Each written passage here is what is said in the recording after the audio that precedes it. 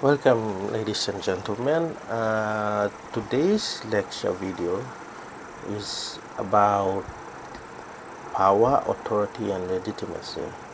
This video is for the external students taking Introduction to Government and Politics.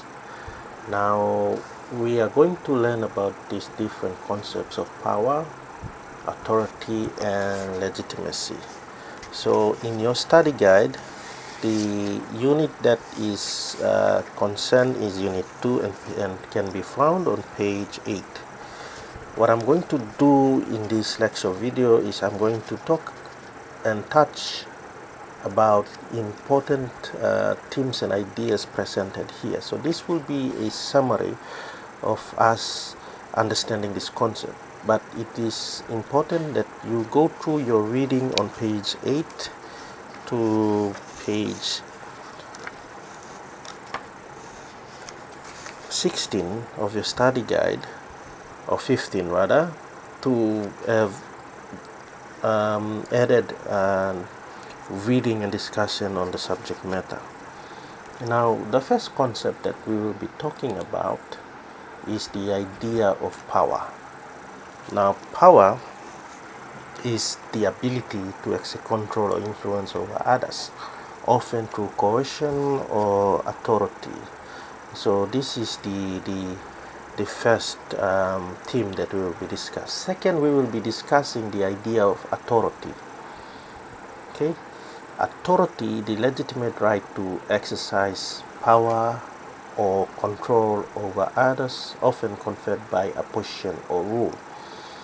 So authority sort of follows the notion of power or implement the notion of power.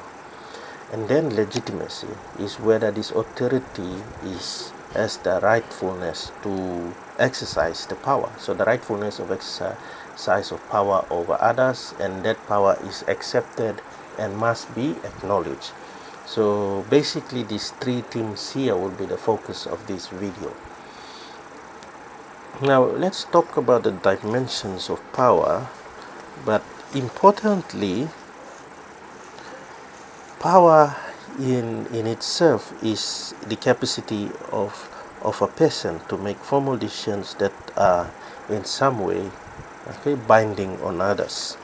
So power also in the context of influence is another form of this notion of power here. Influence is the ability to affect the content of formal decisions through some form of external pressure. For example, the formal decisions of a teacher, or in our case our prime minister, may be influenced by student pressure or interest group respectively. So influence and coercion is another aspect of power. Is a form of influence involving the deliberate subjection of one's will over to another through fear of harm or threats. These are just some examples of what power is. But important here is that we are going to look at the three dimensions, or these aspects come in the three phases of power. This power comes in the form of power to influence decision making, power to set political agenda, and power to control people's thought. This can be found on page 9 and 10 of your study guide. Now, in our lecture slide here, we have number 1, power in terms of decision making. So that is the power as the ability to make decisions and set agendas. So basically, for example, this dimension of power focuses exclusively upon behavior, the use of power by, let's say, person A over person B. In doing so, that person B sort of follows person A. For example, power may arise from wealth, political position, or social status of that person A to influence person B. So then itself, the ability to make decisions or set agendas.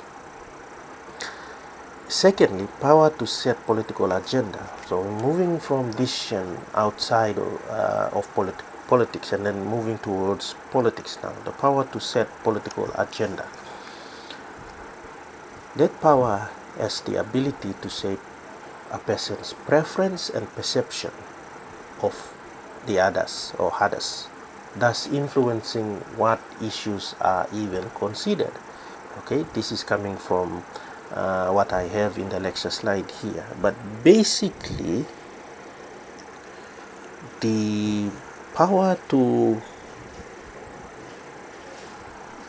set political agenda, okay, the second dimension of power is the ability, okay, to set political agenda by determining what issues become of the political debate. Okay, for example, in Papua New Guinea here, the power to set political agenda on the basis of equal representation of women is because Papua New Guinea Parliament does not have enough women representation. So women across the country, through the Women's Council and politicians and also international organizations, okay, forced the government to open up space for women to be in Parliament.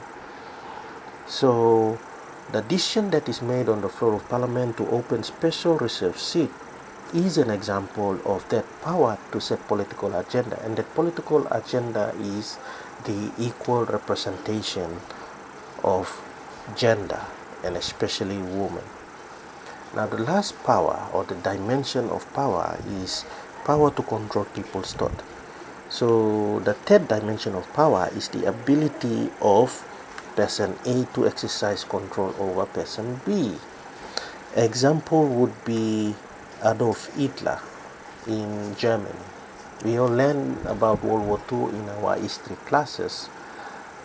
Adolf Hitler's Nazi party were able to influence Germany in terms of establishing this idea that the Aryan race, the German race, is the dominant and superior race over other races or other people. And as such, that ideology influenced the Nazi party upon the masses, the people, to exterminate the Jewish population in Europe. Okay, that is an example of the third dimensions of power. Now these three dimensions here cannot operate in society without the idea of our next, without the notion or the discussion of our next theme here, authority. So authority gives, let's say, credit or relevance is the right word. So the three dimensions of power, authority gives relevance to these three dimensions of power to come into existence. In your reading here, it is found on page 11. Authority is described as the right to exercise power. Now, in your book, we will study on page 13 Weber's three types of authority. Now, the first authority is traditional. Okay, traditional is derived from the tribal chief or authority based on respect for long established traditions and customs.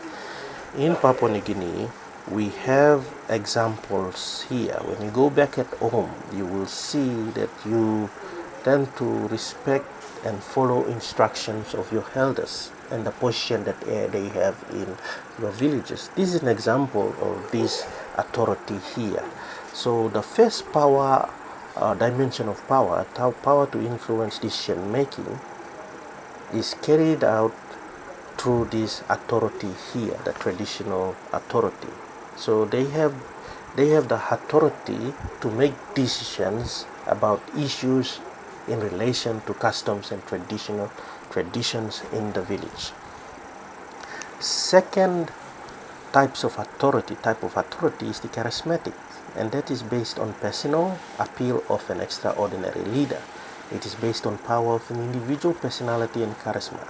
Again, here we will look at the third dimension of power, power to control people's thought, and in line with the example of Adolf Hitler.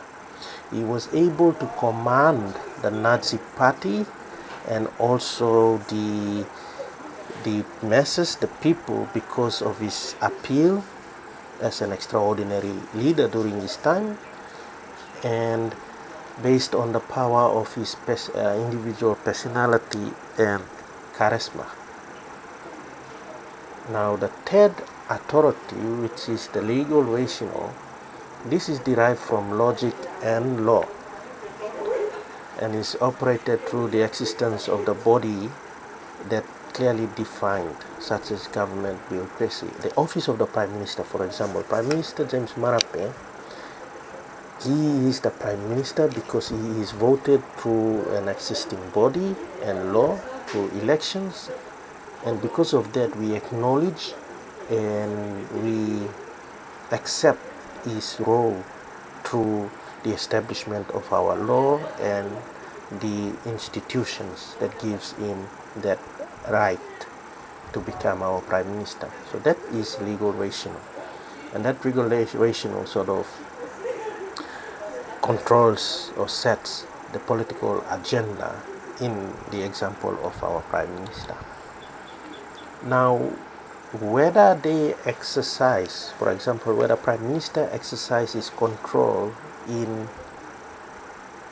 the right sort of, or exercising control following due processes, or otherwise not to follow due processes, is a question of the third theme, legitimacy. Legitimacy is defined as the rightfulness of power, or the rightfulness of exercising the power. So legitimacy exercise according to established rules embodied in the formal legal codes or informal convention. So the informal convention in our country, the idea of representative democracy is that the government should serve the people, the Prime Minister should serve the people. When the Prime Minister is not serving the people and are not following these established conventions and formal legal codes, then it questions this idea of rightfulness of power, or in other words, questions the idea of legitimacy.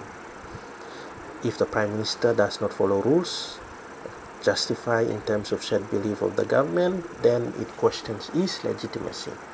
So the Prime Minister must be, or must demonstrate, and his power must be demonstrated by expression of consent of the people. So when you vote for your MPs and your MPs vote the Prime Minister on the floor of Parliament, then the Prime Minister is elected through what is called a legitimate process. And if it does not and follow other means, then his rule is illegitimate. So that is the three themes that is discussed. And remember, in the third discussion, legitimacy, power must be exercised according to established rules, and these rules must be justified in terms of set beliefs of the government, and legitimacy must be demonstrated by expression of the consent of the people. So in that, we've discussed the key points here. We look at power, the three dimensions of power. We look at the three ideal types of authority, and then we look at legitimacy. So these are important concepts of politics presented in Unit 2. Thank you for your viewing, and we will see you guys next time in our next video.